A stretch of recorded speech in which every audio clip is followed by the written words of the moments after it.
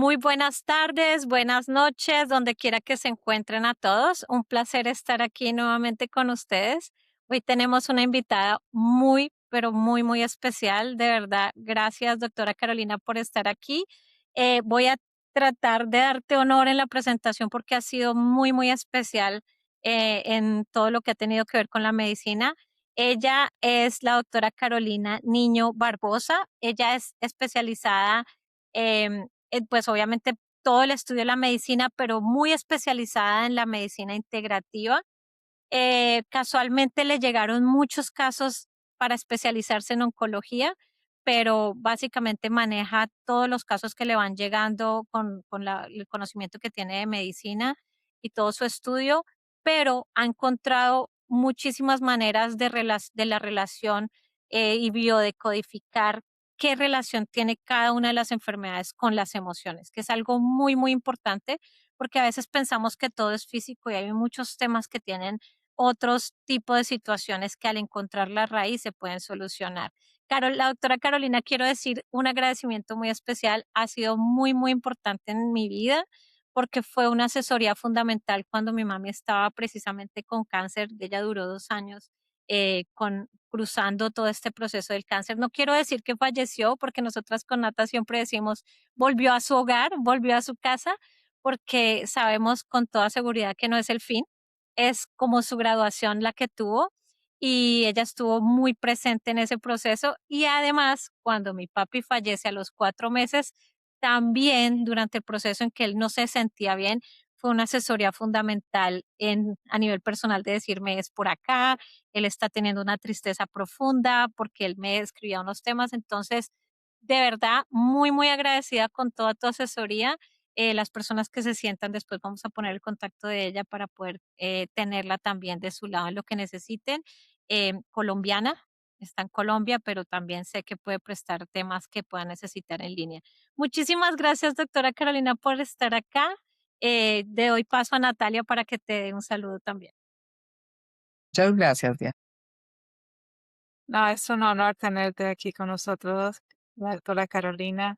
Yo estuve mirando unos videos tuyos y me quedé impresionada de la sabiduría, del conocimiento de esos temas del cuerpo, del linaje, de todo, inclusive de dones, que escuché uno de los videos también de eso.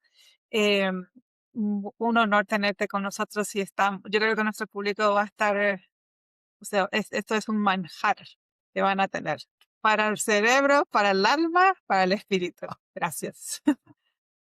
Gracias, Natalia. Bueno, vamos a empezar con una pregunta importante y es como más personal a nivel de cómo tu vida te va llevando a esa voluntad de servicio, porque sé y tengo clarísimo que tu vida ha sido con un propósito de servicio 100%. Y quisiéramos saber y que compartas con todos nosotros cómo llegas a eso, cómo llegas a ese estudio, cómo te lleva la vida a encontrar ese propósito y esa voluntad de servicio. Bueno, la historia empieza allá donde yo nací. Yo soy de Duitama, Boyacá. Es una ciudad intermedia. Y allá mi padre, que era alguien que de niño le hubiera encantado ser médico, me metió desde los 5 años de edad que yo iba a ser la médica de la familia. Las tradiciones en la familia en Colombia es que el hijo hace lo que el padre no logra. Y eso creo que es en toda Latinoamérica. Entonces, mi sueño era hacer esto, pero como yo no voy a poder porque no se dieron las condiciones o económicas y ya pasó mi tiempo, entonces lo que no hice yo, quiero que lo haga mi hija. Y yo siempre le decía a mi papá, estuviste de buenas que yo siguiera esa idea y que yo la disfrute. Pero fue así, yo le digo que fue como el lavado de cerebro desde esa edad, 5 o 6 años, que fui consciente de que tenía que ser la médica de la familia. Y la otra cosa que descubrí mucho más tarde en un proceso que hice de biodescodificación, en donde me preguntaron por qué haces lo que haces y vamos a averiguarlo, en una cosa que se llama trance ericksoniano, accedí a una información muy interesante. Cuando yo estaba embarazada, o sea, hay una parte que es consciente y otra que es inconsciente. Y cuando yo estaba embarazada, mi madre estaba embarazada de mí, eh, mi abuelo materno estaba muriendo de un cáncer de estómago. Nadie en la familia sabía que eso era un cáncer, pero todos los síntomas, cuando mi mamá, yo ya soy médico, me cuenta de que falleció mi abuelo, yo les decía, él lo que tenía un cáncer de estómago, que no lo diagnosticaron y él termina falleciendo a los 2 meses de haber nacido yo. Y en el vientre hice un pacto de lealtad con la familia en donde prometí que iba a ayudar a todos los que sufrieran de ese tipo de enfermedad para superarla y tratar de paliar, porque era muy importante tanto el bienestar del paciente como el de la familia, porque el nivel de nostalgia y de tristeza que quedó en mi mamá pues fue muy grande. Y esa es de verdad la razón y el origen, tanto que la persona que me hizo ese proceso de decodificación me dijo, como ya lo volvimos consciente, ya salió eso a conciencia, tú puedes modificar ese contrato de lealtad, ese pacto de lealtad con tu familia, si lo quieres lo puedes revocar completamente o lo puedes modificar.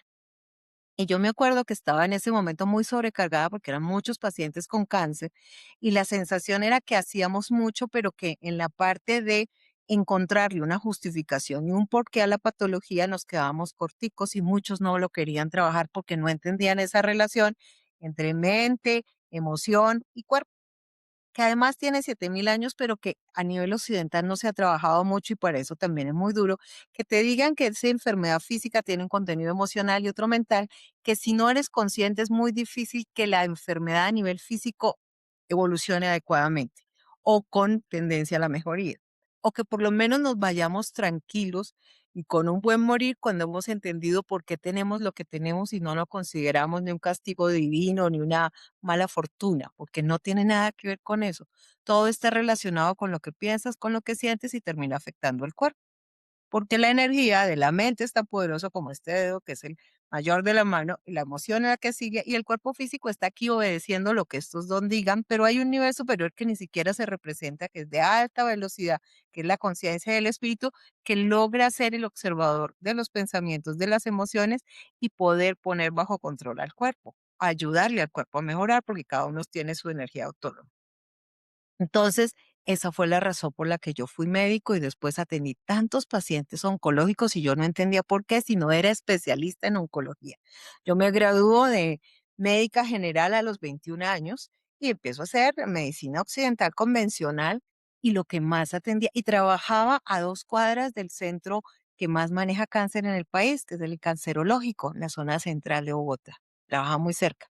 Entonces a mí me llamaba eso poderosamente la atención y conmigo venían esos pacientes que ya en el cancerológico le decían, ya no hay nada que hacer, ya no, nos toca es medicina paliativa para ayudarte con el dolor y ayudarte a bien morir. Y yo terminaba haciendo los procesos finales con esos pacientes con medicina occidental convencional. Pasa el tiempo, 15 años de ejercicio y a los 15 años de ejercicio, yo fui la que me enfermé. Me dio una hepatitis tóxica por el consumo de un antibiótico que se usa normalmente para las amigdalitis y que sus efectos secundarios eran problemas renales. En mí no dio problema renal. Se paró sobre una predisposición que tenemos en mi familia, que es el hígado, y ahí terminó haciendo una toxicidad, una hepatotoxicidad. Ahí apareció las medicinas complementarias o integrativas o alternativas, porque hace 20 años cuando yo empecé con esto se llamaban alternativas, ahora las llamamos integrativas porque la medicina es una sola. Es el conocimiento general médico que tiene todo el planeta, tanto el oriental, que es Ayurveda, medicina china, como el occidental, que es muy pragmático, basado en biología molecular, fisiología, en patologías, sustentado en causa y efecto que sea compatible con bioquímica, por ejemplo, que esté explicado por alguna alteración o a nivel de neurotransmisores o de sustancias que funcionan normalmente en el cuerpo en estructuración física y que yo vea la alteración de la patología a nivel de microscopio en una biopsia. Estas otras visiones cubren más esa parte integrativa en donde nos dieron el mapa general de que las emociones, los pensamientos, por encima de las emociones, luego las emociones y el cuerpo, uno depende del otro y que la energía mayor la tiene la mente, la siguiente la emoción y por último está el cuerpo y el cuerpo obedece lo que la mente y la emoción le ordenan. Entonces, cuando a mí me dio esta enfermedad de hepatitis tóxica, apareció por mi propio pedido, porque lo que me ofrecía la medicina convencional era muy agresivo para mí. Me ofrecían una sustancia que es el interferón, que actúa sobre hígado, pero tiene muchos efectos secundarios. Entonces yo dije, debe haber otra cosa que no me ofrezca esta cantidad de efectos secundarios de este medicamento y a los 8 días exactos de haberlo dicho en voz alta, aparece una invitación a aprender de homeopatía. Y mi amigo me invita, un amigo médico, me dice, vayamos. Yo decía, pero si eso es efecto placebo, esas agüitas no sirven para nada, yo qué voy a ir a eso. No, acompáñeme. Yo me acuerdo que a la que fue después mi profesora, le peleé toda la conferencia, porque yo le decía, esto es efecto placebo, esto no funciona. Mira la parte bioquímica, la inmunológica. Y cuando yo dije la parte inmunológica, ella me dijo, ay, ¿tú sabes de inmunología? Le dije, sí, es mi tema favorito. Te voy a explicar con inmunología cómo funciona esto. Y me dejó callada. Tan callada que yo le dije, ¿y qué tú tienes para una hepatitis tóxica? Ella me dijo, tenemos muchísima cosa, porque los extractos herbalos dados a dosis baja, nanofarmacología la llamamos actualmente, pueden actuar sobre las células y ayudarles a recuperar su función sin tantos efectos tóxicos. Y yo dije, pues yo voy a ser la primera y la usuaria de esta visión porque yo tengo el problema. Entonces ahí cambió mi vida drásticamente, eso hace casi 21 años cuando empecé con todo esto y cambió completamente la forma en que hacía yo el ejercicio. Y entonces ahí apareció esa idea de que cuando uno se integra con el paciente y lo ve de manera integral, el servicio es a todo ese nivel y uno tiene que empezar también a tratar la familia. Termina uno tratando la familia porque ellos se ven también afectados con la enfermedad de sus pacientes, ¿no? Ese, el cambio de cuidador a ser no solo el hijo o la madre, sino volvernos cuidadores y tener toda la angustia y la carga que significa esto. El médico tratante debiera acompañar a la familia para lograr que ellos lo logren y que no sea una carga que termine generando fatiga mental, emocional y que cuando ya por fin el paciente por fin fallece, porque obviamente si las cosas no van por buen camino, por lo menos los tenemos tranquilos y lo ayudamos a bien morir, esta carga termina afectándolos físicamente también a los cuidadores y voy a tener a esa familia enferma después de haber cuidado a su familiar enfermo. Entonces, eso hizo que yo cambiara todo ese manejo convencional que hacemos a veces los médicos de consultas de 15 minutos. Mi consulta, por ejemplo, es de 2 horas. Usamos todo el patrón mental emocional asociado a la patología y le permitimos también al acompañante empezar a entender por dónde puedo ayudar al paciente para que logre manejar parte de la sintomatología, por ejemplo, el manejo de umbral de dolor.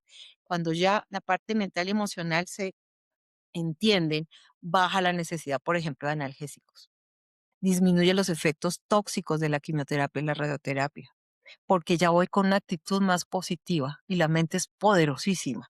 De mis mismos pacientes que ni siquiera habían sabido de mí, dice, es que yo ya estoy, yo vengo haciendo esto, doctora, yo ya hice un pacto con esta enfermedad y con lo que significa la quimio y verme la puesta de estos sueros y digo que en eso viene mi beneficio y ya he visto que entonces ya no es tanto el vómito, la pérdida de cabello ya no la veo tan grave, como que estoy poniendo otra mirada y la enfermedad en sus síntomas disminuye y se vuelve más llevadera.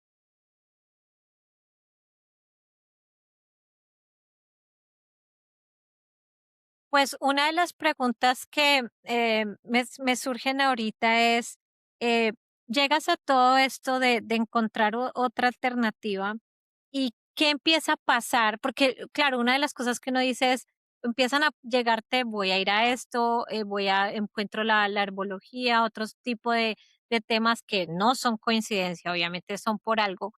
Cuando empiezas a entrar a ver de dónde viene la enfermedad, ¿cómo llegas a ver el tema de la parte de la familia? ¿Cómo influye los temas de la familia hacia lo que vas encontrando por cada persona? Entonces hay una cantidad de teorías que inclusive vienen con la idea de la herencia en la enfermedad. Y la herencia es que papá o mamá tuvieron una enfermedad que tengo el riesgo yo a través de los genes heredar. Pero tenemos claro en medicina occidental, porque como les digo, la medicina es una sola, que solamente el 20% de las enfermedades tienen un asiento genético, que el mayor porcentaje, el 80% son epigenética. Y la epigenética es lo que actúa del ambiente en ti. ¿Y qué actúa del ambiente en ti? Las relaciones, las creencias, los afectos, las emociones contigo mismo y con los que te rodean, la alimentación, los entornos ambientales, porque la polución ambiental tiene que ver, lo que también viene de otros que no son mi familia, pero que veo a través de las pantallas, noticieros, redes, todo eso está influyendo en nosotros y nos cambia el contenido de creencia y el contenido emocional. Puede que mi familia esté muy tranquila, pero si yo soy muy sensible y veo las noticias, me empiezo a angustiar y a preocupar. Y a pesar de que mi entorno dice que eso no es importante, pero si para mí lo es, a pesar de que eso no está codificado en mí y ni en mi familia, esa carga de estrés puede hacer efecto en la parte física. Cuando yo empecé a hacer esto de medicinas alternativas fue empezar a abrir que había una posibilidad enorme, tanto de tratar como de entender al hombre. El ser humano es un ser humano que piensa, siente y es su cuerpo, actúa, tiene instintos. Y que cuando nos olvidamos de esa creencia y de esa emoción, estamos perdiendo la mitad del panorama.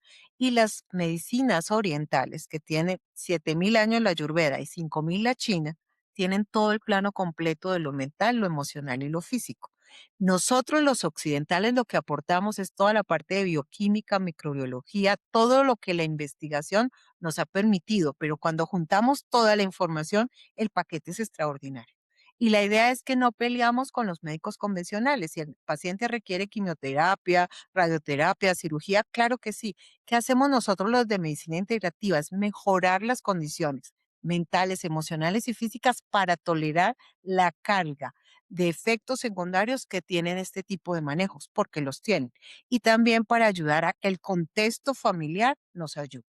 Y lo otro es encontrar que en esa carga de epigenética está algo que va también en el genoma, pero no en el genoma que codifica, sino una cosa que se llama genoma de luz, el ADN no codificante. Y es una zona donde hay información del contenido mental emocional de mis papás, mis abuelos, mis bisabuelos, mis tatarabuelos. Se dice que en mí habitan hasta 6 generaciones ancestrales y eso es la medicina transgeneracional. Entonces, lo que le pasó allá al abuelo puede terminar afectándome a mí, no solo en el contexto mental, emocional, no solo en el físico, en todos los sentidos, su paquete informacional llega a mí a través de mis padres y a través de los abuelos me llegaron los bisabuelos. Y hay, por ejemplo, una evidencia que tienen los ayurvedas y que se ha confirmado aquí, que es que uno hereda el físico de mi papá y mi mamá, el emocional de los abuelos y el mental de los bisabuelos. ¿Quién se acuerda de los bisabuelos? O sea, las enfermedades mentales tienen una carga enorme de los bisabuelos. Y esos bisabuelos son 4 por parte de papá y 4 por parte de mamá. Y entonces son una cantidad de información y de ahí no sabemos a veces mucho, a veces se sabe algo y codifica para la enfermedad que es muy molesta, como ansiedad, depresión, esquizofrenia, todo el contenido mental, emocional que puede afectar a un ser humano. Hasta allá llega. Y eso está escrito también en nuestro cuerpo. Entonces, lo transgeneracional que a veces no tomamos en cuenta sí nos está afectando. Yo tengo gente con ataques de ansiedad que no entiende por qué, si para él de forma consciente no debería afectarlo tanto, pero hay algo interno que hace que lo ponga en mucha angustia.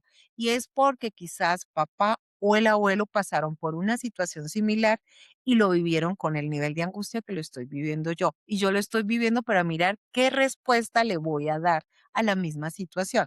Entonces el abuelo se quebró, mi papá se quebró, yo estoy quebrado y tengo que mirar qué respuesta diferente le voy a dar a esa quiebra y por qué yo vuelvo a quebrarme. Y yo tengo gente que dice, ahora que usted dice, acabo de caer en cuenta, sí, claro. Entonces yo me quebré, pero mi papá también en esta misma época de la vida que yo tengo, también nosotros pasamos por una quiebra y yo ahí era el hijo y me acuerdo que juzgamos muy duro a ese papá por esa dificultad económica en la que nos metió por una mala decisión. Y entonces la vida te pone a vivir lo mismo que pasó a tu papá, pero ya como papá, como adulto, para ver cómo se siente eso. Yo les digo que es muy sincrónico, en el cual esas vivencias de allá de los ancestros a veces las repetimos, pero ya vividas desde otro lugar. Entonces, si yo como mamá juzgo que mi mamá y mi papá se llevaron mal y que mi mamá era muy tolerante con las dificultades de mi papá, y yo me vuelvo y me caso con una personalidad parecida a la de mi papá, y yo me siento ahora la mamá, y entonces, ¿qué era lo que yo juzgaba malo en mamá? ¿Sí me entienden? Es como la vida me pone a jugar ese rol que yo juzgué desde la vida, ahora como madre, para poderla entender. Y eso, cuando me doy cuenta y soy consciente, me va a ayudarlo a manejar con mucha mayor facilidad. Y esas conexiones existen, es una cosa impresionante. No, y yo tengo gente que hasta yo misma quedo desconcertado cuando empezamos a averiguar, digo, averigua porque es que esto no es gratis, o sea, no parece que es la primera vez que ocurre en tu familia. Ve y averigua con tu papá o con tu mamá el por qué eso de los hijos adoptados. Y entonces sí, claro, y entonces ella te dice, ah, pues sí, es que mis papás se adoptaron a nuestro hermano menor. Y entonces eso tiene que ver con todas las dificultades que yo tengo con el hijo que también adoptamos, sí, y con tu mirada de hermano mayor con ese hermano menor que es adoptado. Porque ahora estás entendiendo de qué se trata esa realidad de que venga, por ejemplo, alguien que no pertenece a la familia, pero a quien queremos ayudar y brindarle soporte familiar. Y todo el conflicto que a mí como hermano mayor, que sí soy de la familia, que llevo la sangre, me genera en conflicto de ese niño que viene y que solo lo que necesita es el aporte de ese papá, de esa mamá y de mí como hermano mayor para salir adelante. Y entonces empezamos a mirar que hay muchos adoptados atrás que tienen toda esa carga que tienen, que estoy viendo yo y que estoy viviendo yo con el hermano y que yo después termino adoptando y no entendiendo por qué yo adopto. Y Porque tengo una necesito pregunta. entender ese proceso para mí. Y es la causa a veces de lo que te digo, ansiedad, gastritis, colon irritable, porque no entendemos qué es lo que está ocurriendo. Hoy, por ejemplo, para ponerles un ejemplo práctico, porque a veces cuando uno da la teoría eso suena como esotérico, pero un paciente que yo tiene rosácea, que es las lesiones por autoinmunidad en la piel, se pone muy roja, se descama, rasca y casi le sangra. Y le digo yo, es que cuando uno tiene rosácea, tiene el enemigo al frente, pero no le puede decir, solo se lo muestra con el rostro. Estoy muy bravo, sangro por ti, pero no te lo puedo decir. Y el señor me dice, no me diga que tiene que ver con eso. Le digo, sí, no, pues es que es mi papá. Es mi papá que nunca me dio lugar, que nunca me reconoció, pero ahora está enfermo, lo tengo en mi casa y me toca cuidar. ¿M? Ahorita también una dificultad con su hijo, normal, porque hay una dificultad de acercamiento con ese hijo. Y yo le digo, se repite otra vez procesos de dificultad, yo con mi padre y ahora yo como padre con mi hijo. Y entonces también es la dificultad, porque él quiere mucho a su hijo, de manejar las dificultades de su hijo. Le digo, no están en la misma intensidad, pero también está ahí tu visión de padre, porque es que la visión de padre, de tu padre que te dio, no fue tan buena. Tú estás actuando con el padre ideal que tienes en la cabeza, que te hubiera encantado haber tenido, pero que no fue. Y que ahora te toca atender y sientes injusto porque lo que tenía más afectado fue su nariz. La nariz cesa lo justo y lo injusto en la vida y era lo que estaba más molesto. Y representa el reino de tierra, que es el vaso, y vaso es papá en el cuerpo. Y eso era lo que estaba más irritado. Miren eso. Entonces uno dice, es impresionante. Y entonces, ¿qué color nos sanaría? ¿Qué color sería como empezar a manejar esto con paz, tranquilidad y ver las cosas con tranquilidad? Pues amarillo, doctora. Y amarillo es el color para vaso, páncreas, estómago. Es poderme sentir bien con ese papá que tengo en casa y decidí atender, ya sin el conflicto, y que yo me empiece a disfrutar ser papá de un adolescente que es normal que traiga conflictos y que entonces como que bloquea mi propia capacidad de ser el buen papá que yo creí que tenía en mi cabeza. Porque es que la realidad a veces nos confronta y nos confunde y nos pone en dificultades para poder ser eso que teníamos de expectativa. Y cuando tú entiendes eso, uno empieza a decir, ah, ya entendí. Entonces ya no me conflictúo más, como que tiro la toalla en el sentido de no seguir en esa posición de estar a la confrontación y mostrar ira a través de acciones y no frente a las palabras, porque a él le cuesta comunicar. Le digo yo, pues di que no te gusta, pero eso cómo se dice, diciéndolo. Y es que yo creo que si digo voy a ser hiriente. No, le vas a comunicar a tu hijo y quiero que te digas, porque yo les tengo un secreto que es decirse un mantra mental y es ocupo mi lugar. Cuando uno se dice ocupo mi lugar, sale la voz de lo que se necesita, del rol que tengo con el otro. Si soy el jefe, me va a salir voz de jefe. Si soy la subalterna, me va a salir voz de subalterna. Si soy la mamá o el papá, sale voz de papá o mamá. Y si soy el hijo, sale voz de hijo.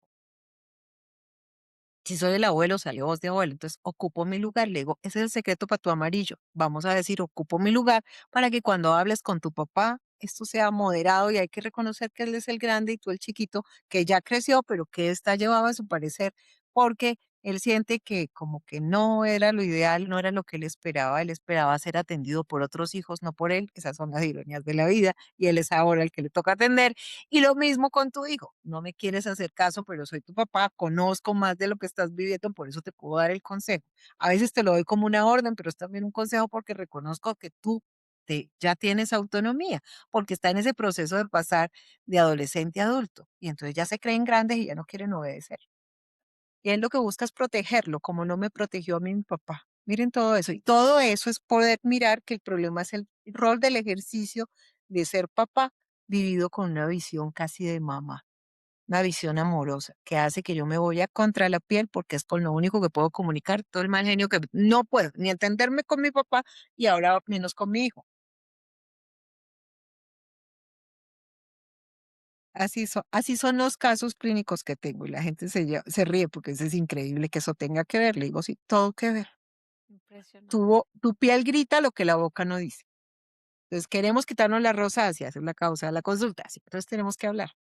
Di que quieres cuando quieres y di que no quieres cuando no quieres. Está bien, todo está bien. El papá también tiene derecho a veces estar agresivo porque está limitado, lo está atendiendo. Quien de pronto cree que no quiere, le parece que es que se nota que no me quieren atender, pero no tengo otra opción, entonces acá estoy. Y él también tendrá que adaptarse y tú amablemente le tienes que decir lo que piensas de cómo crees que es más llevadera la situación. Y cuenta con una esposa que es una maravilla porque le dijo, tranquilo, yo no sé por qué te pones tan bravo, por eso te enfermas. Y yo le digo, entonces estas mujeres que uno tiene, de esposas, tienen la razón. Pues claro que sí, porque intuitivamente las mujeres manejamos el femenino fácil. Lo que pasa es que como yo no tengo como usted la bata blanca, me dicen las mamás y las esposas, pues no me creen. Pero yo lo traigo aquí para que usted se lo diga, a ver si a usted sí le cree, doctora. Sí. Diego sí tiene razón. Parte del proceso de la buena salud es comunicar lo que se piensa y lo que se siente.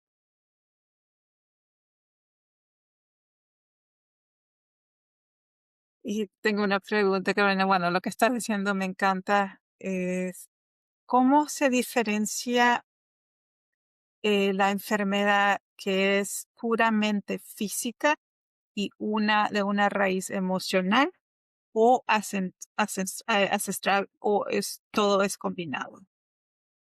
Todo es una sola cosa. Todo está así. Imagínense que uno quisiera, yo le digo a los pacientes, que al cuerpo le pasara algo y a la mente y a la emoción no le pasara nada. Que a mi mente y emoción le pase algo y que al cuerpo no le pase nada. No se puede, todo está pegado. Entonces, nosotros antes hablábamos de enfermedad psicosomática, que decíamos que era un impacto mental, emocional tan fuerte que afecta al cuerpo. No, todo tiene impacto mental, emocional y afecta al cuerpo. Todo. Antes decíamos eso es solo el 30%. No, ahora son todas las enfermedades. Todas. Tú cuando tienes una idea generas un neurotransmisor en el cerebro y ese neurotransmisor comunica a todo el cuerpo, desde la cabeza a los pies, el contenido emocional que genera esa idea. No soy capaz, no puedo. ¿Y eso qué me da? Miedo, rabia, ansiedad, nostalgia. Y de acuerdo a la emoción que me da esa creencia, no soy capaz, no puedo, voy a hacer respuestas en el cuerpo. No soy no capaz, no puedo, me da miedo, se afectan mis riñones. No soy capaz, no puedo, me da rabia, frustración, impotencia, me afecta hígado y vesícula biliar.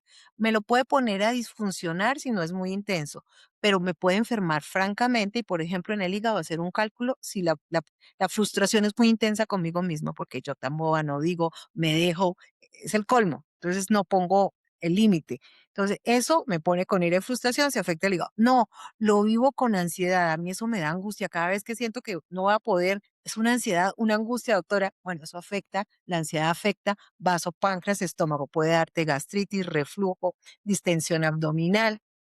No, me da una nostalgia, es como una tristeza conmigo misma porque siempre esto y siempre me digo que no voy a ser capaz y no puedo. Entonces, si hay nostalgia, se afecta o colon o pulmón. Y entonces puedes tener colitis, puedes tener gases, estreñimiento, diarrea, y esa diarrea se mezcla con ese miedo que también lo está manejando el riñón, o puedo tener molestias pulmonares, porque el pulmón también maneja nostalgia, como esa sensación de que siempre es el mismo cuento, entonces me ponen en esto y yo como que no puedo, y entonces ya ni siquiera me da ni rabia, ni miedo, ni ansiedad, sino es una nostalgia, como una tristeza ahí que no entiendo ni por qué. Entonces, como respondas en la emocionalidad, la creencia es esa misma, cambia el contenido emocional y cambia la bioquímica y la respuesta del cuerpo. Muy bien, lo transgeneracional. Es que yo aprendí que en mi casa nos decían que nadie era capaz y podía porque mi papá me dijo a mí que yo no podía. Y fue porque aquí a mi papá, el abuelo le dijo que no podía y a ese abuelo su papá también le dijo que no podía. El de allá atrás hace un cálculo renal, el otro hace una nefropatía y yo puedo terminar en falla renal.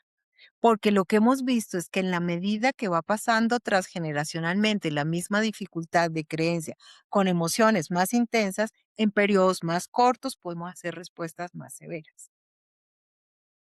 Entonces, cuando yo tengo claro eso, entonces puedo empezar a trabajar para decir, bueno, entonces tenemos que enfrentar ese miedo.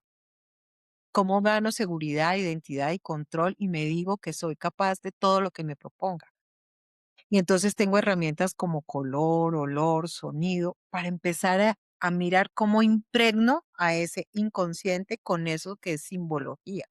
Porque uno puede empoderar a los pacientes diciéndole, pero tú puedes, mira que en el trabajo has logrado, si estás pudiendo, porque es esa idea de que no puedes, porque es una creencia que me dijeron. Y no es que no se correlacione con la verdad, es que yo lo creo, y es casi así como un acto de fe, un mandato se llama eso, entonces te dan el mandato de que no puedes y tú no puedes, pero estás haciendo y sí estás pudiendo, pero no te crees. Entonces yo sí como que soy bueno, ¿no? Sí, claro que eres bueno, estás pudiendo, es que yo siempre he creído que no. Entonces esos niveles de inseguridad se afectan y que te roban energía y para ti lo que al otro le cuesta 2 días para hacer, te cuesta tres porque en esa búsqueda de que te salga mejor, que te salga perfecto, pues gastas más tiempo, más energía y vas a terminar hasta enfermo mientras que el otro se lo está gozando porque dice es que esto me gusta. Y hay cosas que nos gusta, pero esa idea de que debemos ser perfectos, todo ya rápido y bien hecho, decimos aquí en Colombia, empieza a ser desgaste energético y genera enfermedad. Porque genera estrés. Y entonces en la noche no me voy a poder dormir pensando que cuánto me falta, que yo lo quiero mejor, que así no me va a quedar tan bien como yo pensaba, que es que tengo otros requerimientos. Entonces todos esos requerimientos los trato de resolver en la noche y entonces voy a tener insomnio y al día siguiente me levanto cansado y de mal genio porque no dormí. Y entonces con qué ganas voy a hacer eso que tengo que hacer. Si ven, es que yo no sirvo. Yo no puedo. Y entonces todo se conforma, como decían por ahí los que saben de metafísica, a tu creencia.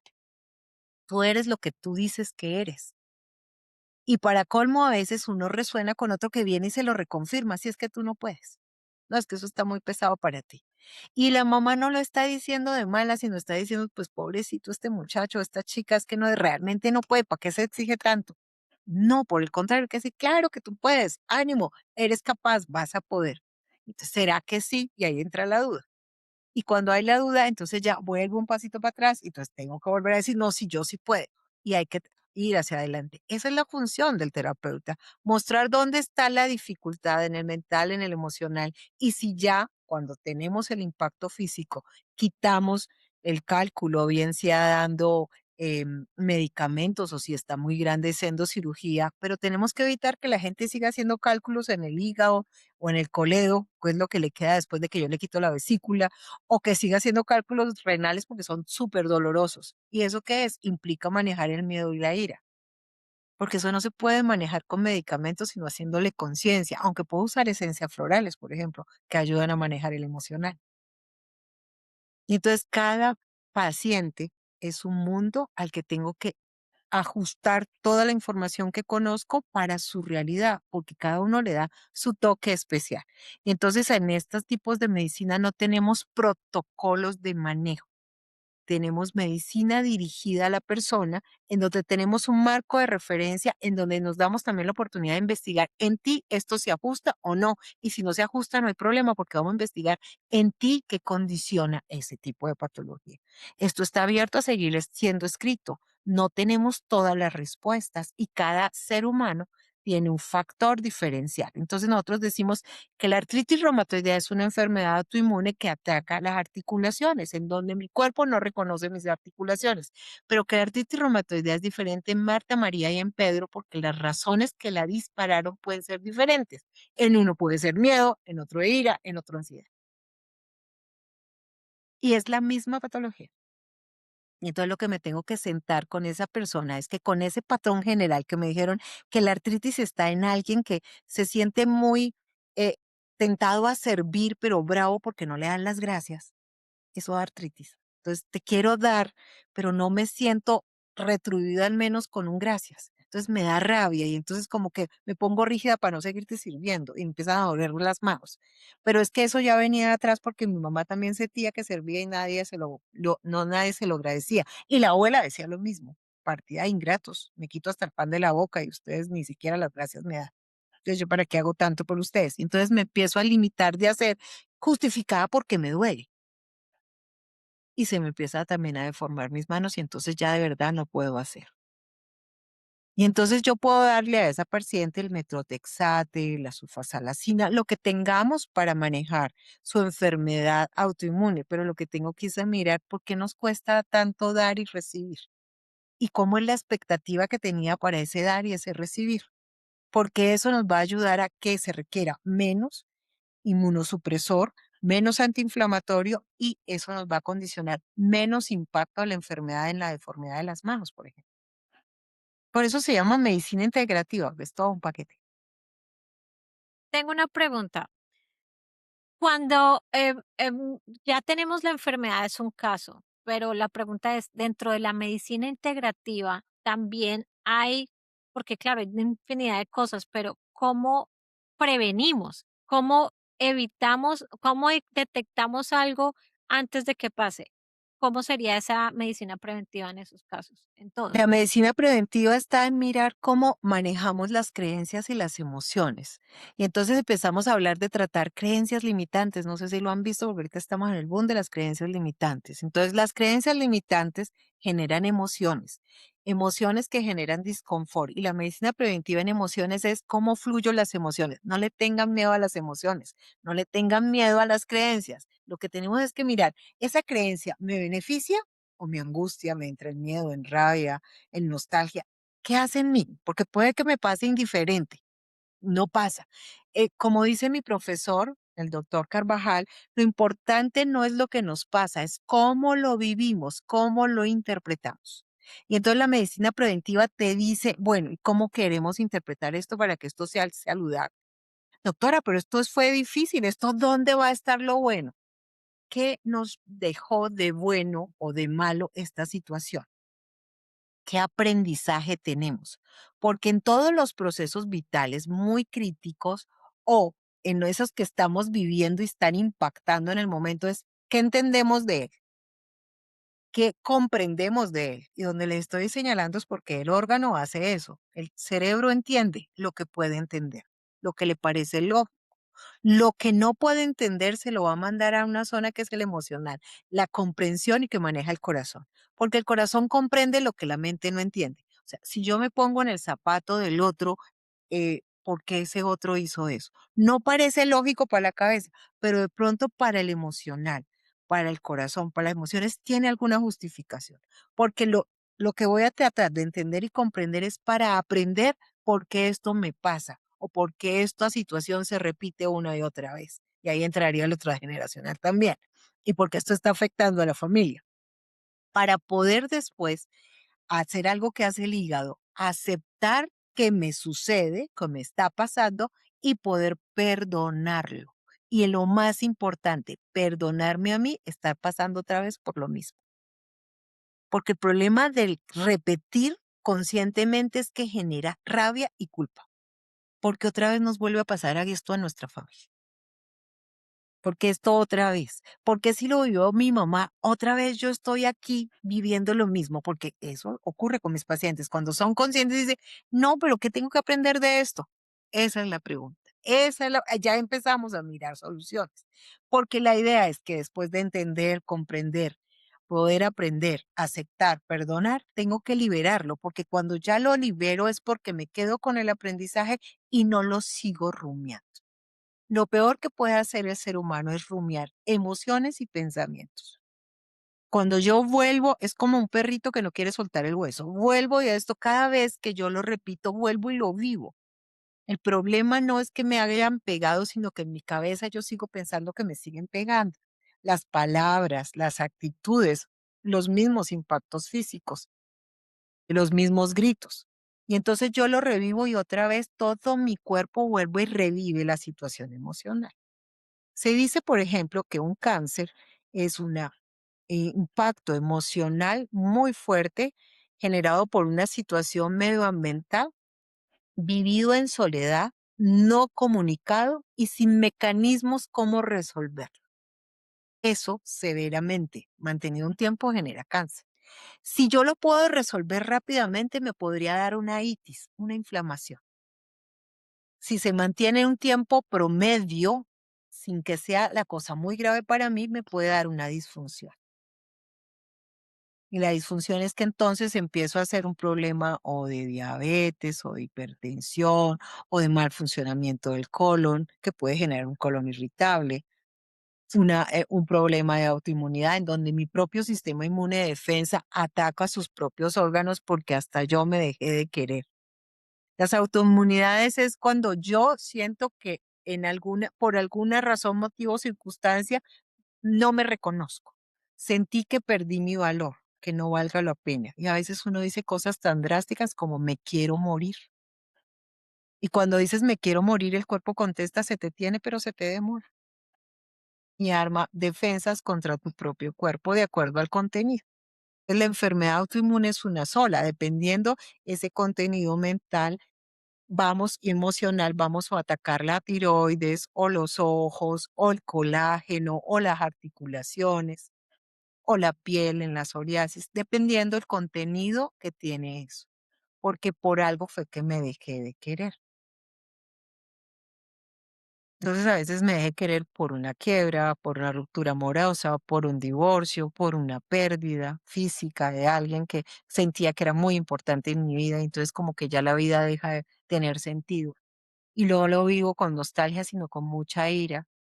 Entonces, eso hay que, por eso la particularización. Somos individuos únicos, irrepetibles. Entonces, cada uno de nosotros es un mundo. Y por eso hay que sentarse y gastarle tiempo a eso. A veces cuando los médicos no tienen el tiempo, yo le digo, consigan una buena psicóloga, una buena terapeuta. Los coach ayudan, sí, porque hacen soporte. Hacer terapias de relajación, hay gente que hace masajes, los masajes ayudan a que el cuerpo suelte y tienen otra cosa que es que entro al cuerpo, a lo físico y lo físico mueve lo emocional. Entonces hay gente que está contracturada y le tocan el área de contractura y el cerebro se empieza a acordar de por qué fue que se contracturó ahí. Y empiezan a decir, "Ah, me trajiste el recuerdo de tal cosa o me dolió tantísimo que fue igual que en ese momento". Y entonces el cerebro empieza a acordarse porque lo están descontracturando.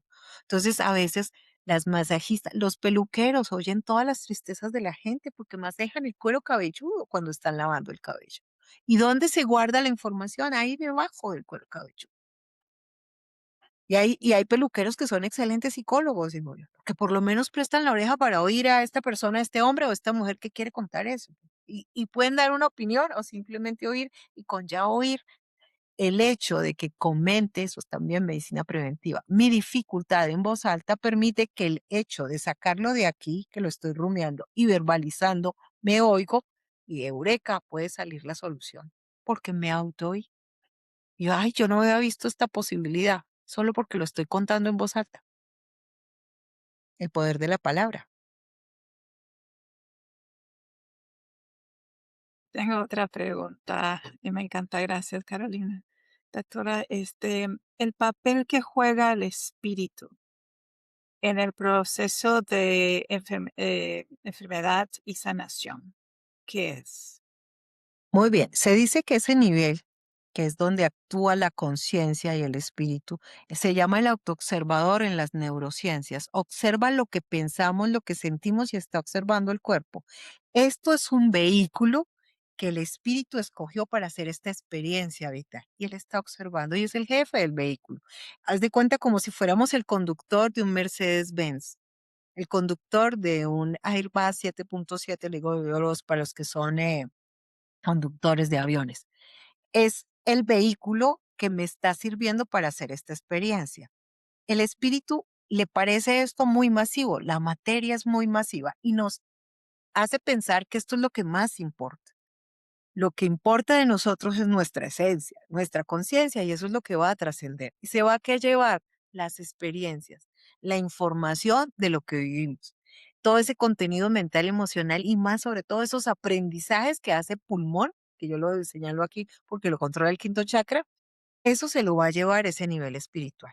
Ese nivel espiritual bien empoderado puede darle la orden al pensamiento y a las emociones y al cuerpo para mejorar.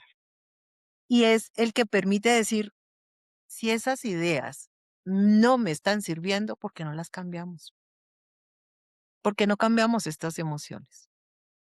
La espiritualidad es poner a esa conciencia en el lugar que ocupa. Ese soy yo, ese es el realmente yo, que está utilizando este cuerpo para aprender esto que vine a aprender acá, de ser hijo, hermana, hermano, esposo, padre, abuelo, jefe, subalterno, de todos mis roles de relación estoy haciendo procesos de aprendizaje. No me voy a llevar nada de lo material de aquí, me llevo esa información, esos aprendizajes. Y entonces ese espíritu también tiene tanta energía que puede modificar el contenido mental, las emociones y cambiar el físico. Un espíritu bien empoderado, ocupando su lugar, no aquí muerto del susto porque se le dañó el vehículo, porque le ocurre, el espíritu también se asusta y dice, brutos, perdí el vehículo y ahora qué voy a hacer. Digo, no señor, suba a su lugar y ocupe su lugar, usted es el jefe. Hágame el favor y miremos, observemos. ¿Los pensamientos están bien? ¿Nos pueden ayudar o nos juegan en contra? Y entonces, si nos juegan en contra, cambiémonos. Es el que le dice al cerebro, para, stop. Y no sería mejor por acá. Y puede hacer solo preguntas. No puede empoderar su espíritu a preguntar. Y si no fuera así, hacerle el juego contrario a la mente que siempre piensa negativo. No, me va a ir mal. ¿Y si nos va bien? No, ¿y si nos roban? ¿Y si no nos roban? No, ¿y si eso está difícil? No, ¿y si fuera fácil? Hasta que el cerebro se aburre y dice, bueno, entonces hagamos lo que usted dice. Porque se cansa. La mente se cansa de pelearle a la conciencia. Y al nivel más arriba espiritual, porque el nivel espiritual tiene claro a qué viene. El que se nos olvida a nosotros la mente. Y lo que les digo, se cree el cuento que esto es más poderoso. Y entonces cuando lo ponemos en su lugar, nos puede ayudar a sanar. Por eso una buena espiritualidad bien manejada y dirigida, que es lo que se encarga de hacer los sacerdotes. Los sacerdotes dirigen la espiritualidad, pero a veces se quedan corticos. A veces desde la misma espiritualidad ganamos ideas de culpa, por ejemplo, que vienen con contenido espiritual que enferma. Y lo que tengo es que mirar qué hay de cierto en ese contenido de culpabilidad. Sí es cierto, y es continuidad, culpabilidad espiritual, porque de pronto somos malos hijos de Dios, no cumplimos el reglamento. Mi religión dice que debo tener este comportamiento, esta manera de vestir o esta manera de relacionarme, y yo no creo estar de acuerdo o siento que limita mi libre albedrío. Y entonces uno por ahí recuerda que el libre albedrío de uno ni siquiera el ángel de la guarda, los que tienen esa idea desde la religión, puede intervenir en tu libre albedrío. Entonces tú decides, es cierto. Entonces, ¿hasta dónde decido yo y dónde está ese límite de la idea del pecado y de lo que es realmente bueno y dónde está la culpa? Porque las culpas severas enferman muchísimo. Yo tengo gente haciendo cáncer por culpa. La culpa mal manejada que desvalorice te puede dar una leucemia y viene de una culpa espiritual. Incumplí una norma. Bueno, ¿y esa norma con qué tiene que ver? ¿Qué llegó a ser tan grave? ¿Por qué te desvalorizó tanto? ¿Y qué se puede hacer? Porque hasta donde yo me acuerdo, Jesús dice que se perdona 70 veces 7. Eso es una cantidad. ¿Qué hay del perdón? ¿Dónde está el perdón? Hay gente que me dice es que el sacerdote me puso una cosa que tengo que cumplir para lograr el perdón, pero es que yo no me creo que Dios me pueda perdonar. Y yo les digo a esos pacientes, ¿y no será más bien que tú no te lo puedes perdonar? Porque a veces es eso. Entonces es ese nivel, ¿dónde están nuestras creencias? Las creencias por eso son tan importantes. ¿En qué creo yo? En ese nivel espiritual en donde estoy. Hay gente que dice que hay una energía, que hay una personalidad, que es Dios hecho persona, con el que puedo interrelacionarme y tener una relación de padre a hijo, porque esa es la que a mí más me encanta, la amorosa, la que trajo Jesús hace 2000 años, y en donde la relación es directa y sin intermediarios y se ajusta y no es que nos va a permitir hacer cualquier cosa, pero sí nos da un derrotero cuando yo permito que esa información que la tiene clara el espíritu se conecte conmigo, me endereza el camino que de pronto iba torcidito porque allá apareció eso que las abuelitas decían de la voz de la conciencia. Mi hijita, ¿y qué le dice su voz de la conciencia? Pues que a veces hay que escoger de verdad lo que allá de niños nos dijeron que esto era bueno y que esto era malo. Y a veces nos lo decían, pero es que también se siente, uno sabe, uno no se puede engañar, que esto sí está por buen camino y que esto de pronto no es. Y entonces hay que creerse, pero es que a veces no nos creemos. Y a veces nos agarramos hasta con Dios por la dificultad que tenemos, porque no creemos merecernos esto. Luego el paciente que dice con su patología, es que quién sabe qué cura me até, doctora, para merecerme esto. Yo le dije, no a nadie. El contenido está por otro lado y si lo encontramos vamos a poder ayudar a mejorar condición de vida, calidad de vida, entenderlo y si hay que partir, irnos con otra idea de la vida, por lo menos un poquito más fácil o más ligera y menos pesada y con menos apegos y menos dolores. Ahí interviene toda esa carga espiritual.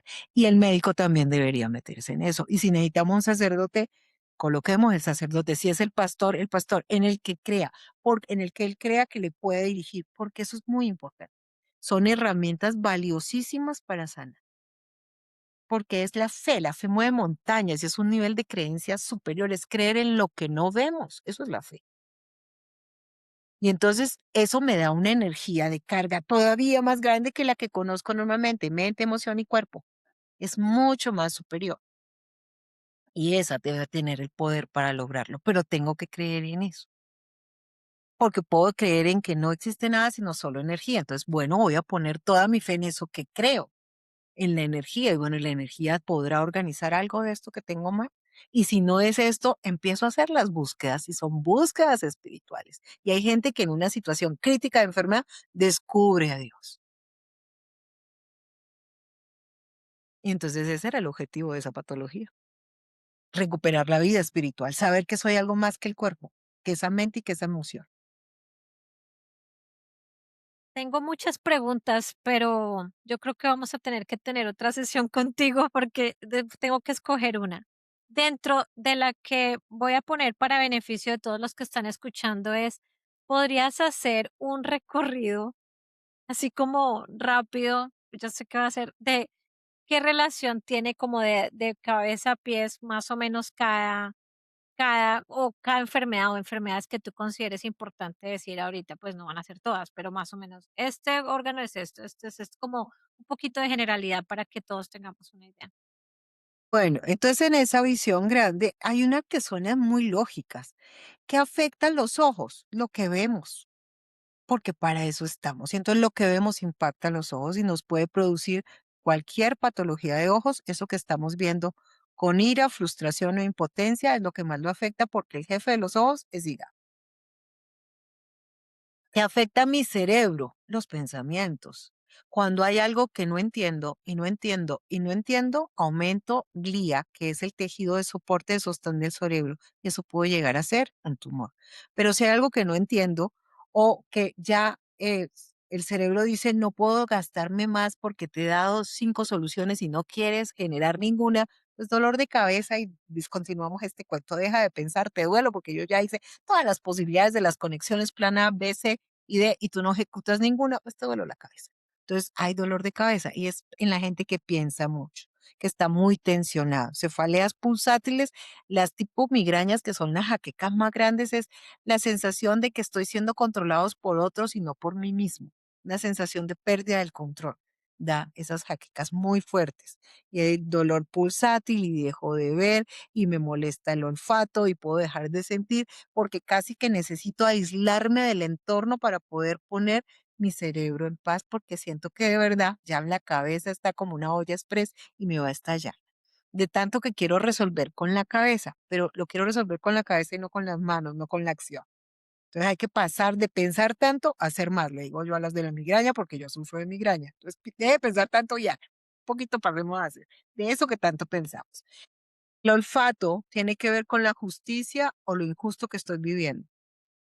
Cualquier patología de Narus tiene ese contenido.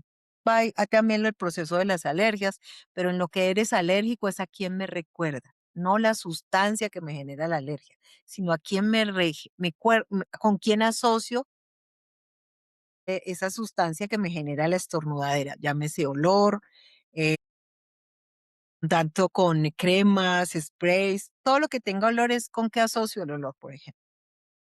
Y no merezco, porque hay gente que el olor le gusta, pero que cuando lo expone mucho le da estornudadera, porque tiene una asociación con algo que para él fue molesto o agresivo para él. O también te puede tener contenido de nostalgia, porque en las alergias puede haber cualquiera de esas dos cosas. La boca, los dientes son las decisiones, los labios, el contacto con el otro es también el hablar, entonces lo que no digo puede afectar mis labios. La ira para decir las cosas, pero no lo comuniqué con ira, me puede aparecer el fuego, porque todo lo que dé calor es ira, entonces aparecen los fueguitos. En los oídos, lo que no quiero oír o oí y me afectó mucho, puede alterar el funcionamiento del oído. El cabello es la conexión con Dios. ¿Cómo está mi conexión con Dios? Porque eso define la calidad de mis cabellos. También el exceso de tensión emocional tiene que ver con las canas, no solo con el envejecimiento. Es esa tensión constante, porque el cabello es mi conexión con Dios y cuando se empieza a encanecer es que de alguna manera siento que también perdí el contacto con Dios o que la cosa está de tal nivel de estrés que como que será que sigo creyendo en Dios porque me siento abandonado. Entonces ahí aparece ese tipo de lesiones a veces en el cuero cabelludo, en el cabello. Eh, Tiroides es el timer, es como si ahí fuera un reloj. Y entonces hay hipotiroidismo cuando siento que todo va muy rápido y yo voy muy lento. Y hay hipertiroidismo cuando todo va muy rápido y yo también voy muy rápido y ni así las cosas quedan bien. Entonces hay una frase para decirse ahí que es siempre hay tiempo para hacer todo lo que yo deseo. El cuello es ansiedad, la ansiedad frente al futuro. Nos gustaría ir a pasarle la cabecita ya como el que pasa la meta a ver qué me depara el futuro. Y es el sitio que ahorita hace más tensión en el ser humano del siglo XXI, porque tenemos ansiedad frente al futuro. Hombros, las cargas. ¿A quién me cargo en el trabajo? El hombro derecho de los diestros o en la familia. En el caso de los diestros, si eres zurdo, al contrario.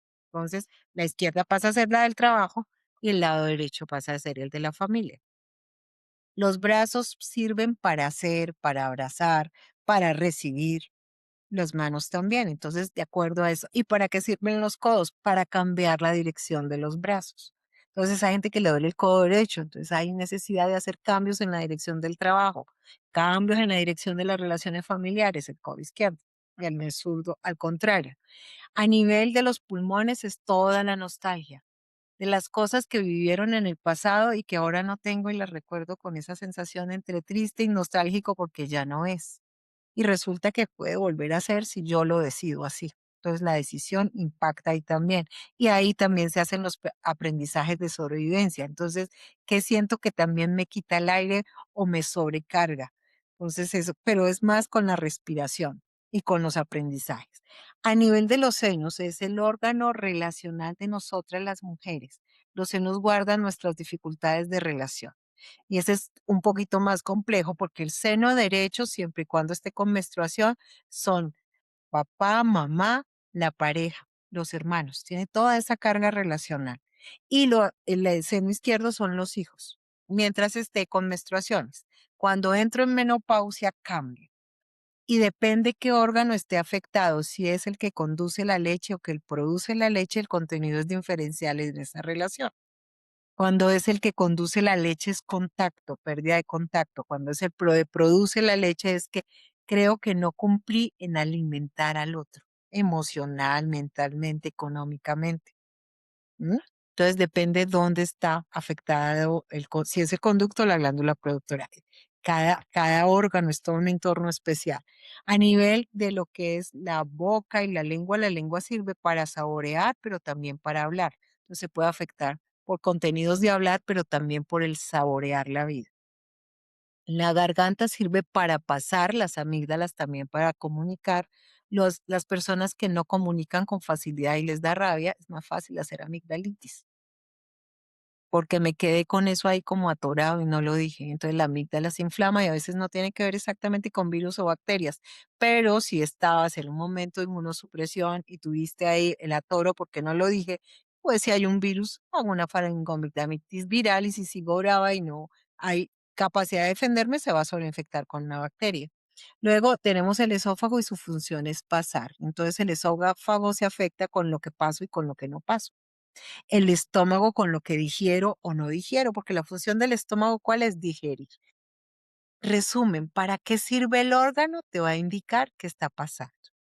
Entonces, la boca, los dientes mastican, saborean. Cuando yo no mastico ni saboreo la vida, no la comida, se me pueden afectar. Cuando me cuesta trabajo pasar lo que me está pasando en la vida, mi esófago puede dar molestias. Cuando no digiero lo que me está pasando en la vida, el estómago. En el intestino delgado se absorbe y entonces lo que no se absorbe, le dije que sí, acepté que sí, pero al final dije, ¿y yo por qué dije que sí si no se podía o no estaba de acuerdo? Y ya esa pelea interna, yo con yo, porque creo que no fui lo suficientemente consciente conmigo o amoroso conmigo para comprometerte en eso, eso puede afectar duodeno. Ya colon tiene que ver con cómo hago los desechos, cómo los saco de circulación de mi cuerpo. Es como si le diera las gracias por haberme alimentado, pero hora de salir. Y también se dice que cuando eso es el estreñimiento, una dificultad para soltar lo que ya me sirvió por miedo a dejar de tener, por ejemplo. Se dice que el estreñimiento tiene que ver con ese susto a soltar, porque no queremos soltar, porque de pronto no volvemos a tener. Pero también tiene que ver con las relaciones, el colon ascendente con papás o quienes nos criaron, el colon transverso con los iguales a mí, hermanos y pareja, y el colon descendente con los hijos o lo que yo interprete como hijos. Y si yo sentí que esa relación fue equitativa, o sea, te serví bien, pagaste bien, ¿cómo fue esa relación? Eso puede afectar cualquier sector del colon.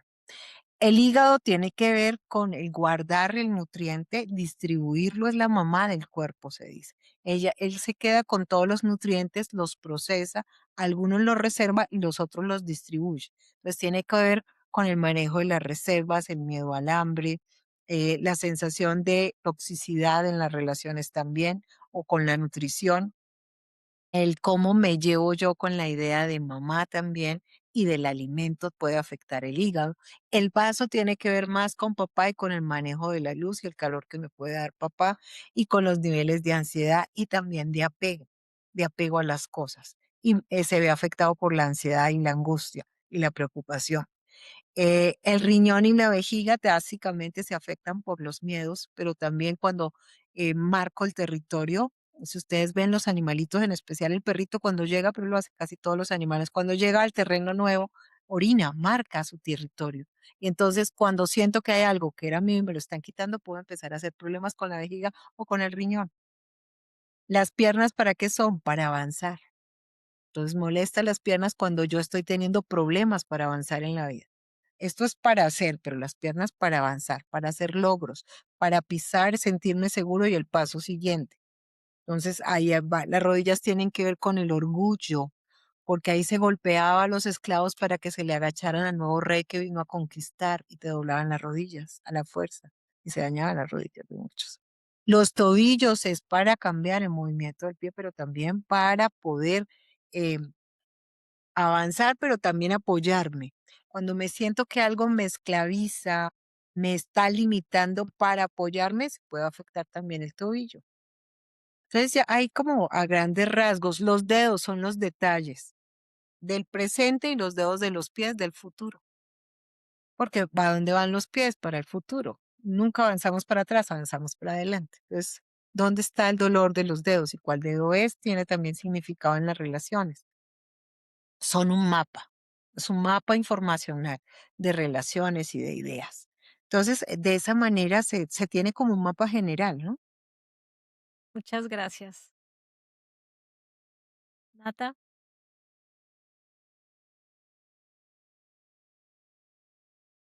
estás en silencio.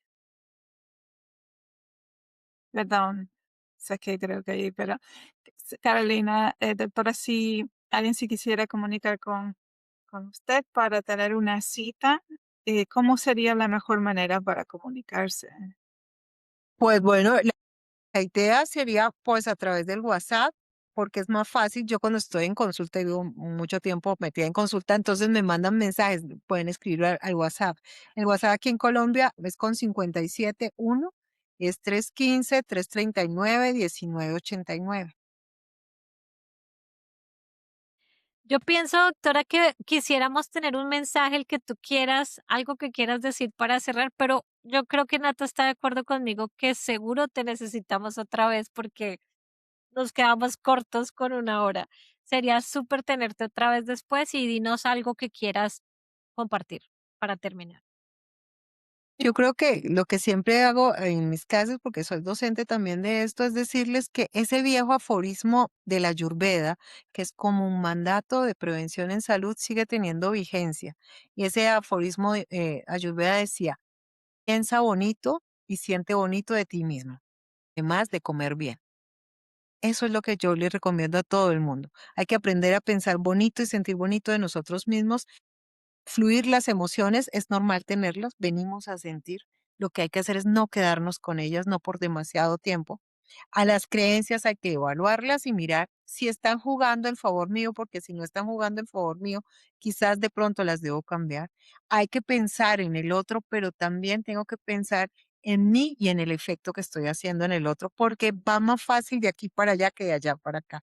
¿Por qué? Porque si yo estoy bien, el otro va a estar bien.